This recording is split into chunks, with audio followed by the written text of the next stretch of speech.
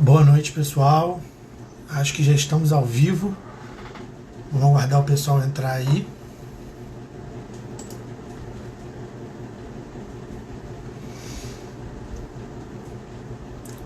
Vejo que o Paulo já entrou na live e o pessoal está entrando aí aos poucos. Assim que o Paulo me solicitar entrar na live, eu aceito aqui e a gente começa.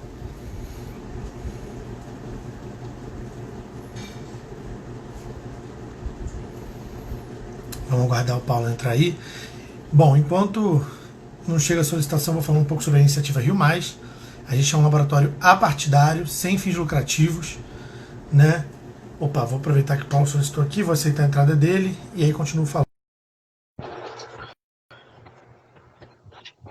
Já aceitei. Boa noite, Paulo. Tudo bem? Você me ouve bem? Ouço bem, tudo em ordem. Beleza, meu amigo? Tudo em Como ordem? é que você Tudo está? ótimo também. Tudo certo. A gente agradece muito você ter aceitado esse convite. Antes de você, um pouco Imagina, antes de um você prazer. entrar, Prazer. eu vinha falando da Rio Mais, né, que a gente é uma iniciativa apartidária, sem fins lucrativos, que acredita que o debate político vai funcionar para todos quando todos participarem desse debate político. E por isso a gente tem feito essa série de entrevistas com os pré-candidatos. Aqui parece que a conexão está um pouco instável. Opa, se meu, excelente. A gente tem feito essa série de entrevistas com todos os pré-candidatos e você fecha aí a nossa série de entrevistas, então a gente agradece muito a sua presença hoje aí para essa live que vai ficar gravada aí no IGTV, né? Todas as nossas lives têm tido um bom quórum ali no IGTV, então a gente fica muito feliz que o pessoal tenha abraçado esse nosso projeto. Paulo, eu já vou passar para você se apresentar. Antes disso, a gente sempre faz uma apresentação aqui, lê o currículo que a gente levantou do pré-candidato que a gente está entrevistando, e aí você me corrija se eu tiver alguma coisa errada. Vamos lá. Hoje a Rio Mais entrevista o pré-candidato Paulo Marinho, do PSDB. Né, ele tem 68 anos, estudou Direito, mas não completou o curso e aos 19 anos ingressou no mercado financeiro, trabalhando em diversas empresas até fundar sua sociedade, a Estoque de Valores. Né? Depois ele vende uma participação da Estoque de Valores e começa uma vasta e muito bem sucedida trajetória como um empresário aí, né, até que ele começa, né, ao longo da vida, a participar um pouco mais da política, né, o que fica ainda mais evidente quando participa da vitoriosa campanha do Moreira Franco, em 1986. Em 2017, elabora, junto a outros empresários cariocas, né, o projeto Rio de Janeiro a Janeiro, que visava aquecer o mercado de turismo na cidade. Em 2019, se torna presidente do PSDB no Rio de Janeiro. Em 2020, após um trágico falecimento do Bebiano, Paulo se coloca como pré-candidato a prefeito do Rio. Eu esqueci de algo? Não, tá tudo certo. Mas, claro, tem muito mais Claro. história, mas o básico aí para a gente começar com a conversa tá muito bem colocado e tá tudo certo. Excelente, Paulo. Então, vou passar um pouco a palavra para você se apresentar inicialmente, antes de a gente começar as nossas perguntas. Por favor, a palavra é sua. Então, enfim, você já me apresentou aí para o pessoal da live. Eu, enfim, estou nessa condição hoje de pré-candidato à Prefeitura do Rio. E estou muito animado com essa perspectiva de submeter meu nome às urnas dos eleitores do Rio de Janeiro. Sei da dificuldade que esse momento revela para todos os pré-candidatos. É preciso que tenha alguém nesse momento com experiência de vida empresarial, que tenha bom senso e que tenha, sobretudo, um imenso amor pela cidade do Rio, porque nós vamos enfrentar uma situação a partir de janeiro muito difícil, porque, diferentemente das outras cidades do Brasil, as capitais, o Rio de Janeiro já vinha numa situação complicada antes desse processo da pandemia. E, obviamente, agora estamos vivendo uma situação de tragédia absoluta e o maior problema que se revela para todo mundo que acompanha a cidade do Rio de Janeiro é a massa de desempregados que o Rio de Janeiro hoje tem, e acho que o prefeito que quiser governar a cidade terá que ter esse olhar para esse problema do desemprego com muita atenção, e esse, para mim, é o principal tema da minha campanha, minha principal bandeira é criar condições para que a cidade minimize esse problema do desemprego, que realmente coloca a cidade numa situação de, enfim, de muita dificuldade. Eu há 2 semanas atrás viajei para São Paulo e fiquei muito impressionado com a situação que a cidade de São Paulo está vivendo também. Então eu fico projetando a situação da pandemia aqui no Rio, porque São Paulo hoje é um estado que tem praticamente 40% do PIB do Brasil. E o Rio de Janeiro não tem essa condição. Então, aqui nós vamos sofrer mais. E, portanto, eu estou preparado, me sentindo preparado para esse desafio de governar a cidade do Rio de Janeiro e montar uma grande equipe para, junto comigo e com o PSDB, a gente poder oferecer essa alternativa para os eleitores do Rio. É isso, basicamente. Excelente, Paulo. Você mesmo falou em montar uma grande equipe. Eu acho que a nossa primeira pergunta, né, ela vem muito nessa linha. Antes de tudo, só explicar para quem está assistindo, essa entrevista ela vai se dividir, acho que em 3 blocos principais, né? O primeiro bloco é de perguntas que foram feitas para todos os pré-candidatos à prefeitura da cidade. O segundo bloco é de perguntas especificamente pensadas de acordo com a trajetória do Paulo. E o terceiro e último bloco, ele é mais simples, são perguntas mais simples, mais gerais, que o público enviou para a gente ao longo da semana, de resposta mais rápida. Paulo, então, vamos lá, nossa primeira pergunta geral, aí, né, pensada para todos os candidatos. É muito comum a gente escutar no Brasil que o governante ele tem que, né, escolher entre ter uma equipe técnica e ter governabilidade, né? Você acredita que existe essa escolha? Se sim, se você acredita que existe, como você pretende gerir essa dinâmica num eventual governo? Eu não acho que uma coisa exclua a outra, não. Eu acho que nós provavelmente vamos ter alguns bons vereadores na Câmara dos Vereadores representando a população do Rio no próximo pleito. E eu acho que é uma negociação de governabilidade, é isso, é você chegar e buscar o apoio dos partidos na Câmara, levando bons projetos e tendo uma boa relação e se comunicando bem com os vereadores, explicando bem os projetos, explicando qual é o projeto para a cidade de salvação. E eu acho que nós estamos num momento em que essa solidariedade vai ter que acontecer. Não acho que eu terei nenhuma dificuldade. Eu sempre me dei... Enfim, é uma característica da minha personalidade. Eu sou uma pessoa agregadora, eu nunca tive dificuldade em relacionamento. Ao contrário, eu, por onde passei, deixei amigos na minha vida inteira. Então, eu não vejo nenhum problema de ter um bom relacionamento com a Câmara dos Vereadores e transformar a Câmara, os vereadores, em parceiros do governo do PSDB. E formar uma grande equipe, você precisa conhecer as pessoas da cidade onde você vive. Eu conheço, eu tenho experiência, eu sei onde buscar os melhores quadros para, junto comigo, governar a cidade do Rio de Janeiro. O PSDB é um partido que tem uma experiência de gestão pública muito grande, sobretudo no estado de São Paulo, onde já governa há muitas décadas, tanto o estado quanto a cidade. Então, eu tenho que me socorrer também dessa experiência do meu partido para, enfim, trazer ideias, quadros. Eu tenho mantido contato direto com os secretários da Prefeitura de São Paulo para trocar experiências com os secretários. Hoje mesmo troquei uma informação com o secretário de Educação da cidade de São Paulo, do governo Covas, e ele estava me falando de uma experiência nova lá do governo de São Paulo. Enfim, então eu acho que governar com os melhores quadros é isso, é você saber ter conhecimento da cidade, buscar as melhores pessoas. E eu tenho a impressão de que hoje, no Rio de Janeiro, mesmo as pessoas que estão fora da política estão com disposição de ajudar. Não é você transformar um empresário, alguém de fora da política, num gestor público para o resto da vida, não. Mas eu acho que é um momento de grande solidariedade que a gente tem que encontrar entre os gestores públicos e a sociedade civil, de trazer gente, bons quadros, de fora da política para ajudar a prefeitura a ter, enfim, bons colaboradores e poder executar um bom projeto para a população do Rio de Janeiro. Eu acho que eu estou nessa, eu acho que eu não vejo dificuldade nisso, não. Ao contrário, eu estou animado em relação a essa perspectiva. Excelente, Paulo. Você disse até da sociedade civil ajudar, o Rio Mais coloca à disposição, né, pretende colocar à disposição do prefeito que for eleito e dos vereadores que for eleito justamente para construir né, ajudar, né, contribuir com a construção desse projeto de cidade aí com quem for eleito. Vamos para a segunda pergunta. A segunda pergunta que foi feita a todos os candidatos é a seguinte, né? Historicamente, no Brasil, a gente sabe que as desigualdades raciais, de gênero e até da população LGBTQ+, elas são desconsideradas na hora de formular uma política pública.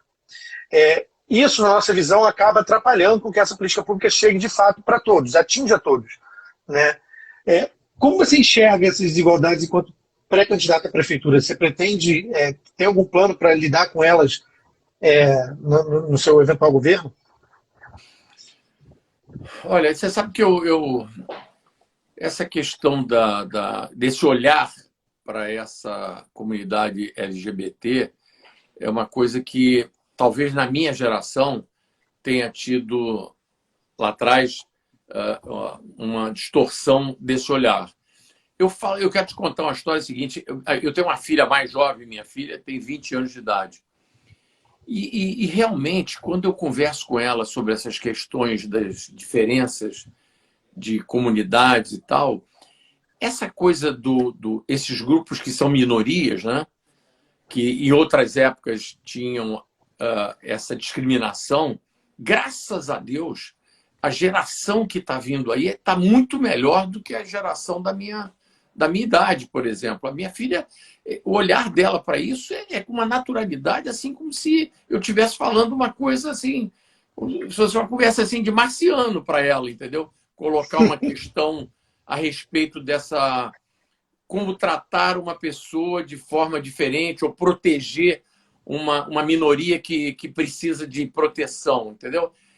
Então, eu estou contando essa história para dizer o seguinte: a minha observação, o meu olhar e a minha esperança é de que essas novas gerações tratem essas questões das diferenças com uma naturalidade que não vai... Esse preconceito vai ser cada vez menor e vai chegar um momento que ele não vai existir mais na nossa sociedade. Agora, enquanto ele existir, eu acho que o Estado tem que proteger as minorias.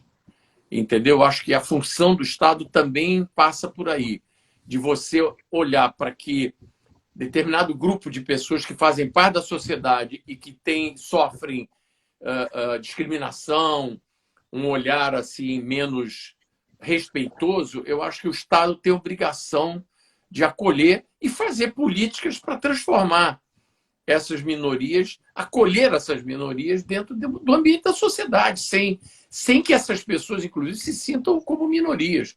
Eu acho que essa é a grande vitória, se a gente conseguir isso. O meu olhar, eu, por exemplo, tive a minha vida inteira, eu tive amigos homossexuais com quem eu convivi de uma maneira assim muito próxima, eram grandes amigos da minha vida inteira. Então, eu sou uma pessoa que também eu não sofro desse mal, entendeu? Eu não tenho nenhum problema de preconceito, absolutamente. O mundo mostra para a gente e as novas gerações me provam todo dia que provavelmente, num futuro muito breve, esse tema não estará mais na nossa agenda de discussão, entendeu? E isso já terá sido uma grande vitória. Enquanto isso não acontece, eu acho que, como prefeito do Rio de Janeiro, uma cidade cosmopolita, uma cidade que é capital cultural do Brasil, uma cidade que serve como exemplo e como referência para o resto do Brasil, a gente tem que dar um bom exemplo. E o bom exemplo é esse: é acolher todo mundo na cidade do Rio de Janeiro sem nenhum olhar preconceituoso para ninguém. Então, é isso. Excelente. Excelente, Paulo. Muito obrigado pela resposta. Vamos avançar para a terceira, então, pergunta que foi feita a todos os candidatos. Em um dos textos para Rio Mais, a ex-secretária da Fazenda no município do Rio e ex-presidente do Instituto Pereira Passos, Eduarda Larroque, ela escreveu o seguinte: a grande deficiência da Prefeitura do Rio é a falta de informação qualificada, dado seu valor para o desenvolvimento sustentável de uma cidade. A Prefeitura tem um centro técnico de excelência, né, extremamente gabaritado, que é o Instituto Pereira Passos, né, o IPP, mas atualmente ele é presidido por alguém que não é da área de políticas públicas ou não tem experiência no seu currículo apontando para essa área. Nesse sentido, a gente pergunta o seguinte: você tem alguns planos para usar o IPP, né, o Instituto Pereira Passos, na sua gestão? Existe alguma proposta voltada para usar dados e evidências durante sua gestão enquanto prefeito do Rio de Janeiro? Eu ouço falar, e as poucas experiências que eu tive de contato com quadros da prefeitura, mas eu ouço falar até por relato de pessoas que já governaram a cidade do Rio de Janeiro, no caso até do Eduardo Paes, com quem eu tenho uma relação pessoal enfim, e troco experiências há muitos anos, desde que ele era prefeito no primeiro, mas conheci o Eduardo quando ele estava como deputado, mas enfim. Eu sempre ouço falar de que a prefeitura tem os melhores quadros da administração, a prefeitura do Rio tem os melhores quadros da administração pública do nosso estado. Portanto, eu confio muito nesse julgamento. E acho que no IPP, até por força da própria característica do Instituto, ali tem pessoas, alguns eu até conheço, técnicos que estão lá há muitos anos e que são pessoas que têm um grau de excelência de acadêmico e de conhecimento dos problemas da cidade muito alto. E pessoas que têm a cabeça aberta para entender os problemas da cidade. Então, eu, obviamente, chegando na prefeitura, eu vou procurar me cercar dos melhores técnicos da prefeitura e acho que no IPP lá tem gente da melhor qualidade em termos de formação acadêmica, em termos de experiência de gestão pública. E, portanto, eu não tenho nenhum medo de saber que eu vou contar com os melhores quadros que estão hoje na prefeitura. Agora, esses quadros, provavelmente, hoje, devem estar muito desestimulados, porque o que o nosso atual prefeito Crivella tem feito nessa relação dele com os órgãos públicos da prefeitura tem sido uma coisa muito ruim. Eu te dou um exemplo.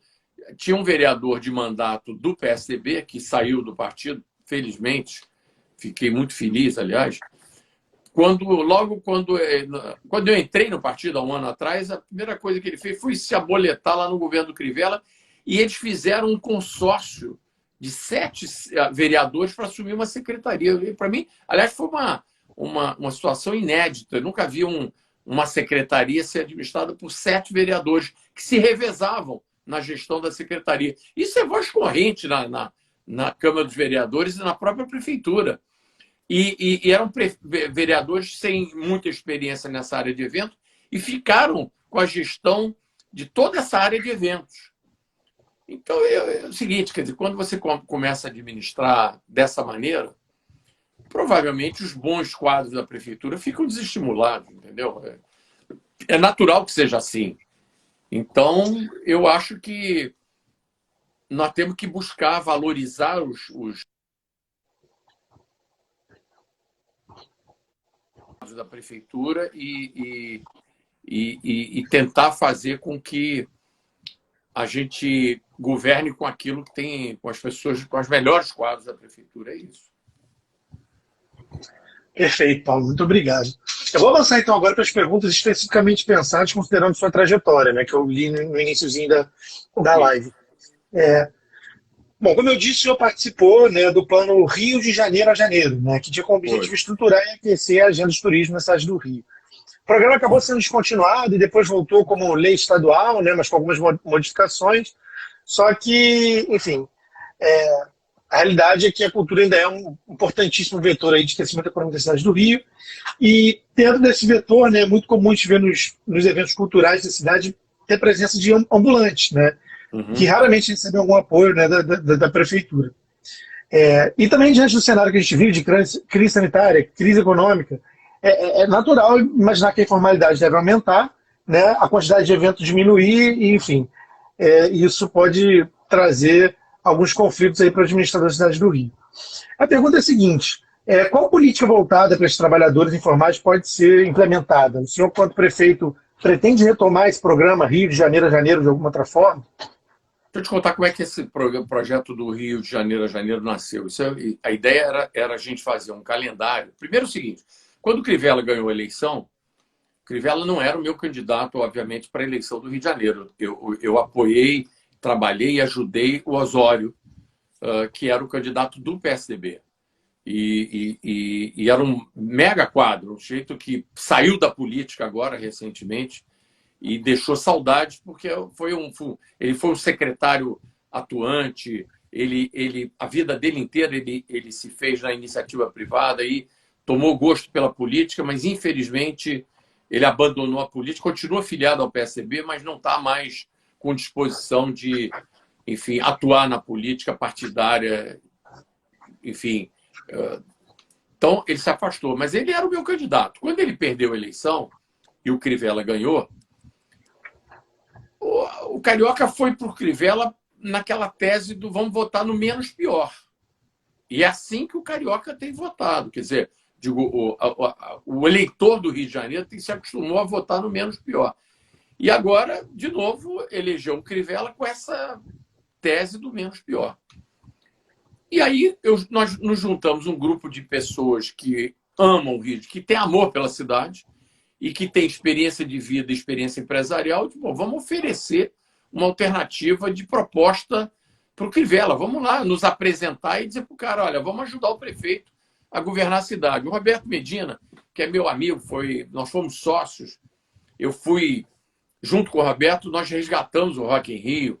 A segunda edição do Rock in Rio, que foi realizada no Maracanã, naquela ocasião, eu era sócio do Roberto na empresa Artiplan e nós botamos de pé juntos o projeto do Rock in Rio. E, desde então, eu tenho uma relação de amizade com ele e a gente divide a mesma paixão pelo Rio de Janeiro, tanto ele quanto eu.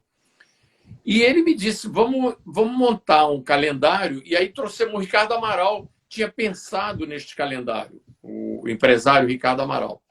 Aí trouxemos o Ricardo, o Roberto, e aí fomos buscar o Boni, que também estava querendo ajudar a cidade, e o Boni tinha um mega projeto para melhorar o carnaval das escolas de samba. Ele foi vice-presidente da Rede Globo durante décadas, e ele é um apaixonado pelo trabalho das escolas de samba, por esse evento do desfile das escolas de samba. Ele foi a pessoa que sempre dinamizou isso quando ele era o diretor de programação da Rede Globo. E ele disse, vamos ajudar o Crivella. E aí formamos esse grupo e levamos para o Crivella um projeto que era o Rio de Janeiro a Janeiro. O que era esse projeto, basicamente?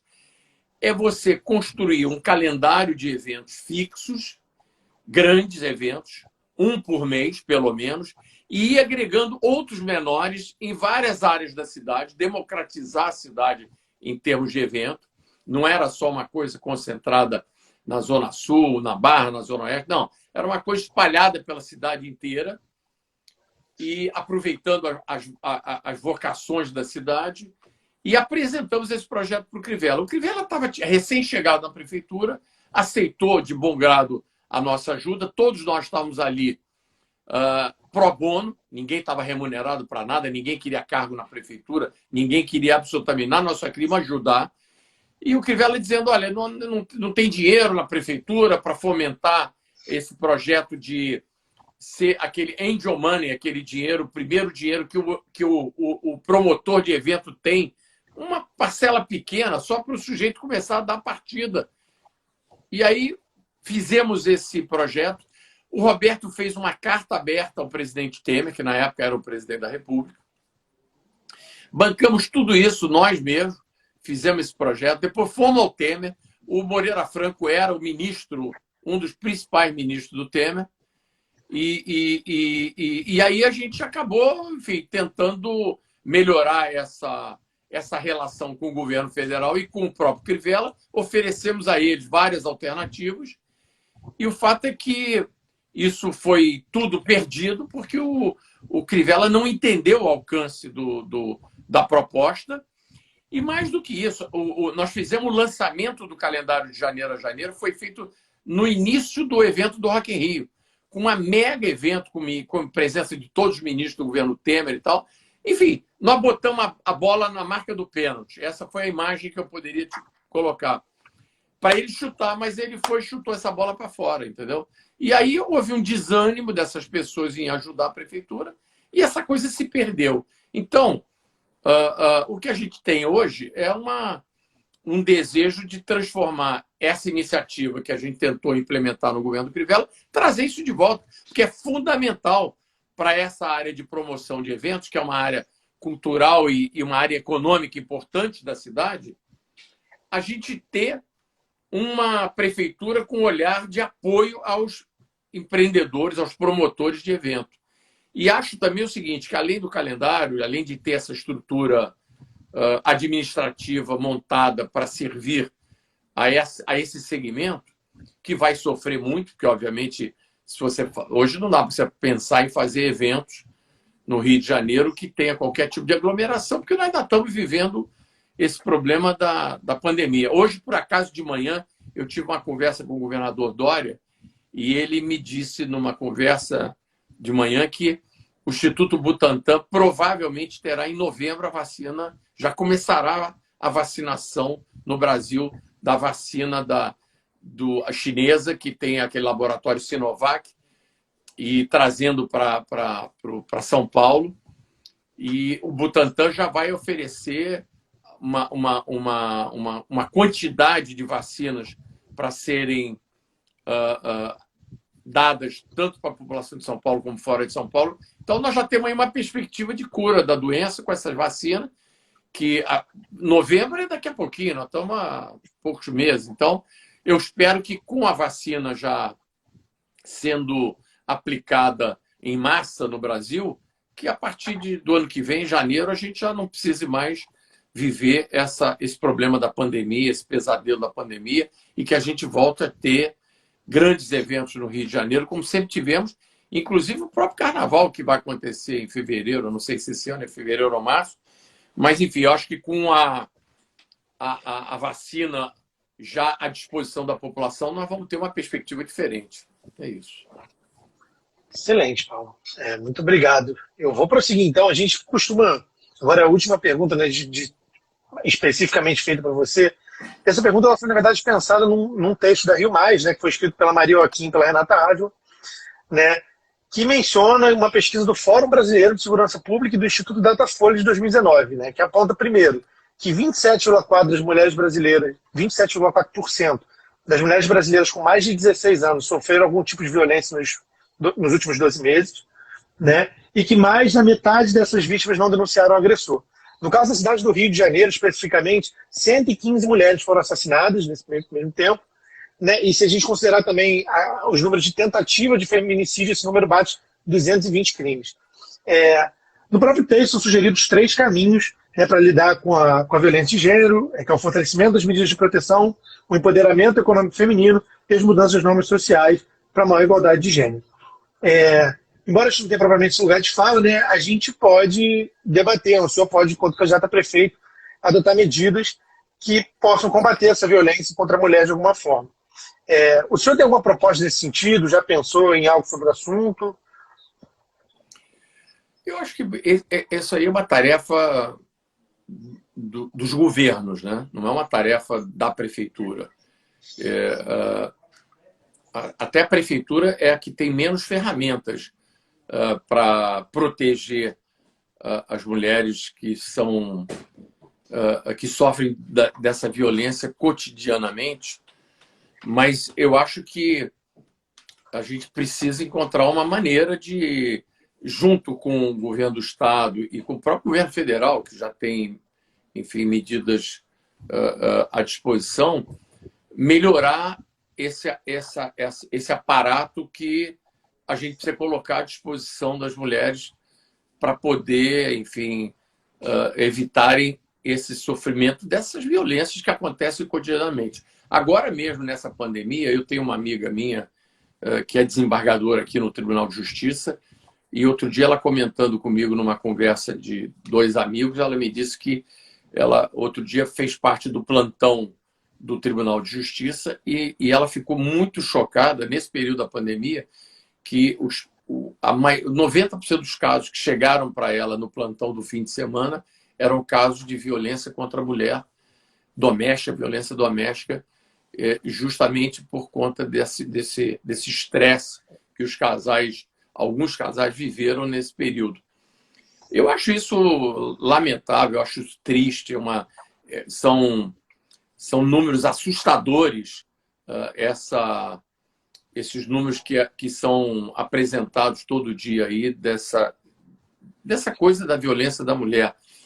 E a gente está vivendo isso. Eu acho que qualquer pessoa que pratica isso, qualquer homem que pratica uma violência contra a mulher, é uma covardia assim, inominável. E a gente tem que proteger, mas eu acho que a prefeitura tem um papel a fazer, a ajudar nisso também, sem dúvida. Mas acho que as ferramentas que a prefeitura tem, que são casos que já estão previstos a Lei Maria da Penha, que é uma legislação que já está implantada e a gente precisa fazer com que essa legislação seja cumprida. No âmbito da prefeitura, o que eu puder fazer como prefeito do Rio de Janeiro para proteger as mulheres e para valorizar as mulheres, aliás, desculpa, a minha vida inteira sempre me dei melhor com as mulheres do que com os homens. Então, eu sou, enfim, aliás, na prefeitura, chegando lá, eu quero formar uma equipe com majoritariamente de mulheres. Então, enfim, eu farei de tudo que tiver ao meu alcance para minimizar esse problema e para proteger e valorizar as mulheres no nosso governo. Aliás, o governador Dória, quando eu assumi a presidência, ele tem um mantra que ele repete o tempo inteiro e que ele me disse que essa era a principal missão minha aqui no Rio, que é a missão dele lá em São Paulo. Paulo, traga jovens e mulheres para o PSDB. Essa é a única maneira que a gente tem de refundar o partido, de criar esse novo PSDB. Será com pessoas de fora da política e, majoritariamente, jovens e mulheres. Traga essas pessoas. E eu tenho tentado fazer esse trabalho de trazer jovens e mulheres para o novo PSDB. Muito legal, Paulo. A gente vai avançar ainda agora para as perguntas do público, são perguntas mais simples, eu acho que... Vamos lá. Você até mesmo mencionou aí da sua conversa com o Dória, né, uma possível vacina, mas assim, há quem diga que após essa pandemia as relações do mercado de trabalho vão mudar completamente, né, e que a gente vai ser mais comum ver as pessoas trabalhando de casa, talvez, né, e vastos espaços de escritório, talvez até reduzidos, né. Com isso, algumas regiões da cidade, como o próprio centro do Rio de Janeiro, podem precisar desenvolver novas vocações econômicas, né. A partir de toda a sua experiência como empresário, que a gente sabe que é um trabalho que exige aí alguma criatividade, algum olho de mercado importante, né, de saber visualizar as oportunidades, o Henrique te pergunta o seguinte: como você enxerga esse contexto desafiador da pandemia para o desenvolvimento econômico da cidade e se você tem alguma proposta específica para o centro do Rio que pode ser que sofra, né, há quem diga que possa sofrer com esse novo normal que a gente vai viver com o fim da pandemia? O centro do Rio de Janeiro já está com o seu destino desenhado. Não há hipótese de você achar que o centro do Rio de Janeiro vai sobreviver como uma área comercial exclusiva de escritórios. Acabou, isso acabou. Não tem mais. As grandes empresas já saíram do centro há muito tempo. O que tem hoje no centro são empresas de serviços, prestação de serviços, e muitos escritórios de advocacia que também já estão saindo do centro, que estavam ali por conta da proximidade do Tribunal de Justiça e tal, porque tem que ali ter uma convivência diária ali com o tribunal que exige, ou que pelo menos é mais conveniente que esteja ali. O centro do Rio de Janeiro precisa ser um misto de área residencial e área de escritórios, área profissional, porque as pessoas podem morar e trabalhar no centro. Essa é a vocação do centro do Rio de Janeiro hoje. E, obviamente, que os empreendedores imobiliários, quando esse novo plano diretor da cidade for discutido no ano que vem, porque o plano diretor tem uma discussão para ser feita em 2021, é quando vence o prazo do atual plano diretor. Esse próximo plano diretor da cidade, que vai ser discutido com a Câmara de Vereadores, que se elegerá agora, esse novo projeto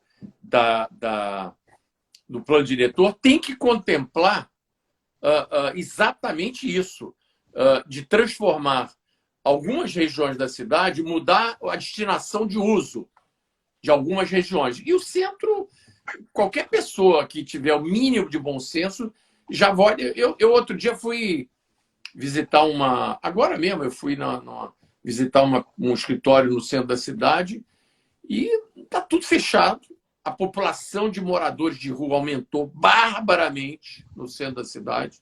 Aquilo ali está tomado por pessoas que sofrem com esse problema de terem se tornado moradores de rua. Isso é uma coisa que a prefeitura precisa cuidar, urgentemente.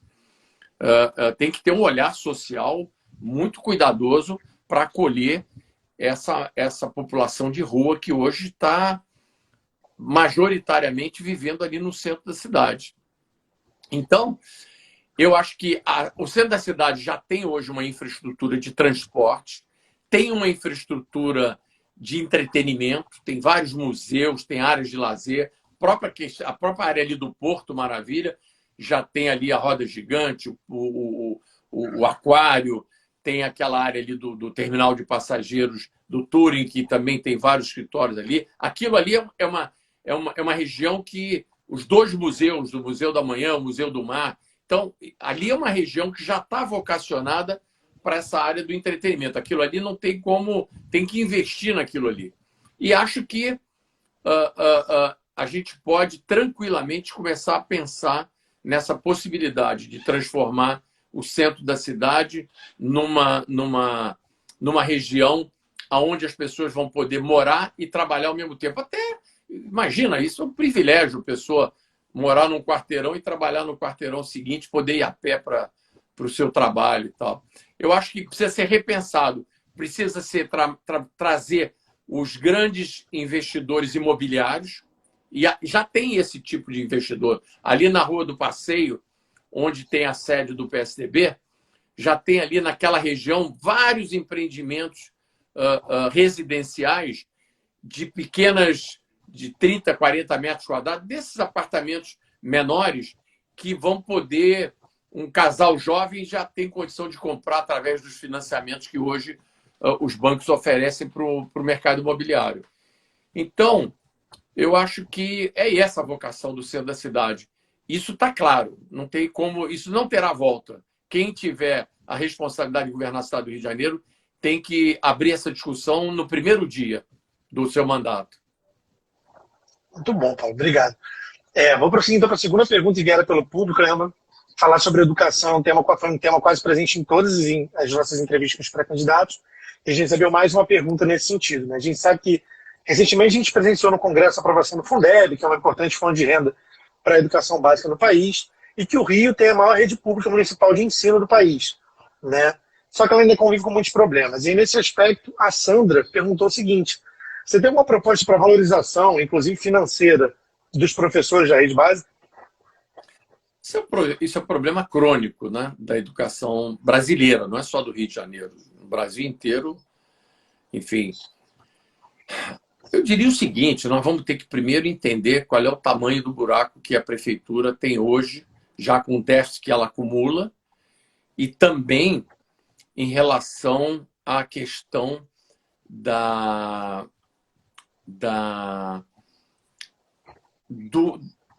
do déficit que vai ser aumentado com as receitas da prefeitura que não se concretizarão. O orçamento que a prefeitura, que a Câmara de Vereadores votou esse ano para ser executado no próximo governo, você não tem a dúvida do seguinte: vai ter uma inadimplência muito maior do IPTU, por exemplo, do que teve nesse ano. As pessoas não estão numa situação que nunca...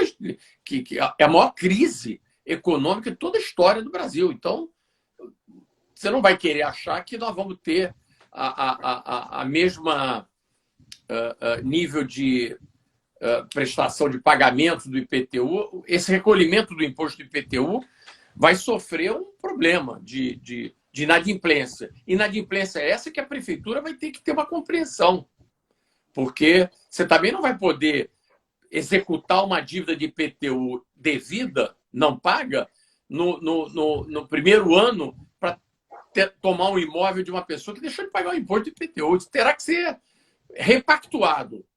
E, portanto, a prefeitura terá uma receita que estava prevista e que não vai se concretizar. Então, esse é um problema. O segundo, a queda da atividade econômica vai também resultar numa queda da arrecadação do ISS, que é uma segunda receita sólida da prefeitura. Se você juntar isso com o déficit acumulado neste período de governo agora, que vai ser jogado para frente, você já tem um cenário de grande dificuldade. Então, você falar hoje como pré-candidato à Prefeitura do Rio de Janeiro, que você vai propor aumento para qualquer categoria da Prefeitura, isso é uma loucura, é uma enganação. Então, não vai ter isso. Nós vamos ter que encontrar uma maneira de, no primeiro ano, entender o tamanho da dificuldade de caixa da Prefeitura para depois, no segundo, no terceiro e no quarto ano, você encontrar uma maneira de amenizar isso, de melhorar essa situação dos professores, além de todas as outras categorias, mas tendo um olhar diferenciado para essa classe dos professores, que é uma classe que precisa ser valorizada. Para te dizer, eu estudei em escola pública, municipal. Então, a minha vida escolar foi feita em escola pública. Eu primeiro fui na escola pública municipal, no ensino básico, no ensino médio, depois fui para ser estudante do Colégio Pedro II, ali no Maitá, que era uma excelente escola. E quando eu estudei também na escola municipal, no primário, enfim, no ensino fundamental, também era uma excelente escola. Eu estudei ali em Copacabana, na escola Costa Barcelos, depois estudei lá ali em Ipanema. Então, eu sei o que é ter uma boa escola pública, porque eu tive isso. Na minha época, a escola pública era de excelente qualidade. E acho que hoje ela pode ser também de grande qualidade, de excelente qualidade, porque eu tenho certeza que se os professores motivados por uma política, um olhar mais cuidadoso para essa categoria, se sentindo valorizado, isso vai passar na maneira que o sujeito vai ensinar. Agora, precisa também modernizar o sistema de educação da prefeitura, porque hoje nós temos ferramentas, por exemplo, de aprendizado que os alunos da rede privada têm, que os alunos da rede pública ainda não tiveram a oportunidade de ter. Por exemplo, essas ferramentas que são os computadores pessoais, os iPads, enfim, ter acesso nas escolas a você ter uma boa conectividade para poder ter acesso ao mundo digital, isso é uma coisa importante. Então, isso. Agora, acho que a primeira coisa que o prefeito precisa fazer é chamar os professores, o corpo docente da prefeitura, fazer uma pesquisa, fazer uma comunicação direta com os diretores de escola, com professores, para entender quais são, de fato, vindo da base do corpo docente, qual é a maior preocupação, quais são os problemas principais, e discutir com os professores, com a classe docente da prefeitura, para entender melhor esses problemas que estão postos aí como desafio para o novo prefeito. Excelente, Paulo. Então, a gente vou encaminhar agora então, para a pergunta final, né? A última pergunta que enviaram. Paulo, conforme a gente conversou no início, né, você não iria, pelo menos acho que a ideia não era que você fosse o candidato do PSDB inicialmente, né? Houve um trágico falecimento do Gustavo Bebiano e isso acabou te impondo esse desafio de se tornar pré-candidato do Rio de Janeiro por uma sigla tradicional no país, que é o PSDB. Nesse sentido, a Raquel te pergunta o seguinte: como você encara a sua primeira eleição a esse cargo, ainda mais num contexto tão inesperado, né? Que coisa aconteceu assim, de uma maneira tão repentina para você? Olha, Raquel, eu de fato nunca esteve nos meus planos pessoais disputar a eleição para a prefeitura. Ao contrário, eu quando assumi o PSDB há um ano atrás, eu fui buscar naquele mantra do governador Dória, que traga jovens e mulheres, eu fui trazer uma mulher jovem para o PSDB para ser a nossa candidata, que foi a Mariana Ribas, que era, na ocasião, secretária de Cultura, tinha acabado de assumir uma secretaria de Cultura do Crivella. E ela, em pouco tempo, e ela ficou 3 meses como secretária, mas o tempo suficiente para entender que ela não ia conseguir fazer um trabalho de excelência que ela gostaria de ter feito. E a Mariana se tornou a nossa candidata. E ela ficou como pré-candidata durante alguns meses, tentando construir esse projeto político, mas pesou, enfim, ela, por questões pessoais, ela optou por abrir mão desse projeto político, e nessa ocasião o Gustavo Bebiano, ex-ministro do presidente Bolsonaro, ele já estava filiado no PSDB, E ele estava muito animado para disputar a eleição, ele estava preparado para isso, e eu arrisco dizer que, se a tragédia não tivesse ocorrido com ele iria se eleger prefeito da cidade do Rio de Janeiro. O PSDB ia eleger o Gustavo. Para mim, pessoalmente, foi uma tragédia, porque eu perdi, além de ter perdido o PSDB ter perdido o candidato, eu perdi um amigo querido, um irmão, um cara que eu convivi durante décadas. Eu conheci o Gustavo Bebiano quando ele ainda era estagiário no escritório do Sérgio Bermudes. E, obviamente, quando no dia um dia após o enterro do Gustavo, tem 3 meses atrás, do Bebiano, no dia seguinte o governador Dória me ligou, junto com o presidente nacional do PSB, o Bruno Araújo, me dizendo uma coisa que era, enfim, evidente, não havia outro nome no partido para assumir a candidatura do PSB. E eu disse a eles que assumiria essa bandeira de pré-candidato do PSDB, porque nós precisamos que o PSDB tivesse um candidato majoritário até para ajudar a concluir aquela nominata de pré-candidatos e candidatas a vereadores aqui no Rio de Janeiro. E, obviamente, que eu, no primeiro momento, fiquei ainda pensativo e tal, mas hoje eu estou disposto a ir até o final desse projeto, se for o caso, porque eu acho que o PSDB tem que oferecer uma alternativa para a cidade do Rio como candidatura. E acho que eu me preparei agora nesses 2 meses, me reuni com muita gente, criei grupos de trabalho, fui buscar experiência com os governos do PSDB em São Paulo para, enfim, trazer informações. Conversei com muita gente do Rio de Janeiro, da prefeitura, pessoas com quem eu tenho relacionamento. E acho que hoje eu estou me sentindo mais preparado. Agora, eu quero lembrar a você que quando eu assumi a presidência do PSDB, a primeira entrevista que eu dei foi dizendo o seguinte: eu acho que os políticos, as pessoas que querem o melhor para a cidade do Rio de Janeiro, não podem cometer o mesmo erro que o PSDB cometeu, que o PSD cometeu e que o DEM cometeu. Nós tínhamos o Pedro Paulo disputando a eleição de 2016, nós tínhamos o Osório e tínhamos o Índio. O que essas 3 candidaturas viabilizaram a eleição do Crivella. Então, eu acho que a gente tem que ter também a responsabilidade de pensar em construir um projeto de alianças políticas, que aí passa por alguns candidatos abrirem mão das suas candidaturas em favor de alguém que possa ter melhores condições de disputar essa eleição. E, enfim, isso, o PSDB está aberto para essa articulação política. Se a gente não conseguir, se a gente não for capaz de construir alianças políticas em torno de alguém ou de algum nome que possa representar esses partidos de centro, aí, enfim, cada partido terá o seu próprio candidato e aí nós vamos nos reencontrar no segundo turno. E espero que no segundo turno a gente tenha uma candidatura boa que represente, de fato, o anseio da maioria da população da cidade do Rio de Janeiro. E espero que seja eu esse representante da maioria da população.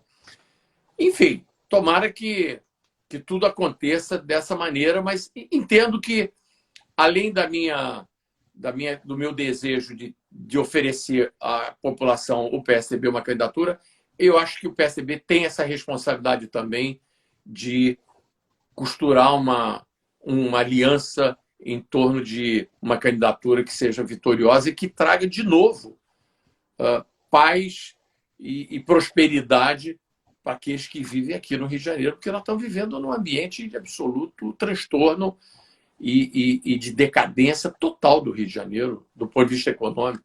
E com essa pandemia, então, nós vamos ter aí pela frente um desafio imenso. É isso.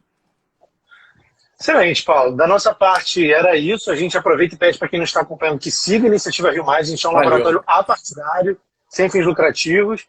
E aí eu passo a palavra para você, se você quiser se despedir aí do pessoal. Eu quero te agradecer do convite e dizer que estou sempre aqui à disposição para debater os assuntos do Rio, que é uma coisa que é apaixonante para mim.